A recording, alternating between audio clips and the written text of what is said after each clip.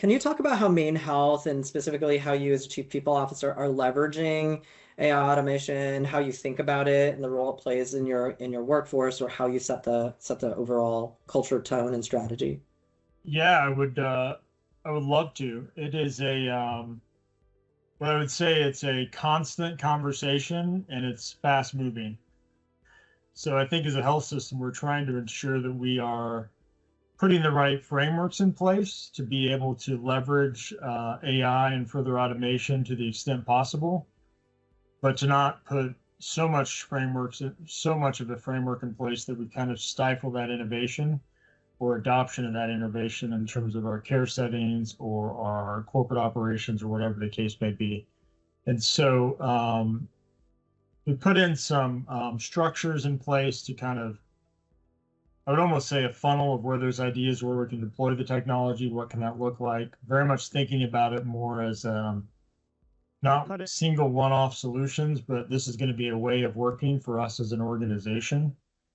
So how do we think about solutions that could be applicable across multiple settings, not just kind of point solutions? And so that's one thing that's driving our thinking.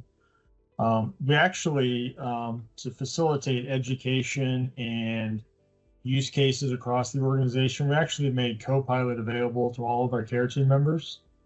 So all 24,000 plus care team members have access to that on a daily basis. And what we found is, I think through the first 3 months, we've got on average 5,000 users of that a month. Okay. What are they Right. mostly using it for? They're using it for, I think, for writing. They're using it for research. They're using it for querying. So I think a number of different uses across the organization. We've also tapped into, from a more clinical perspective, the ambient listening devices.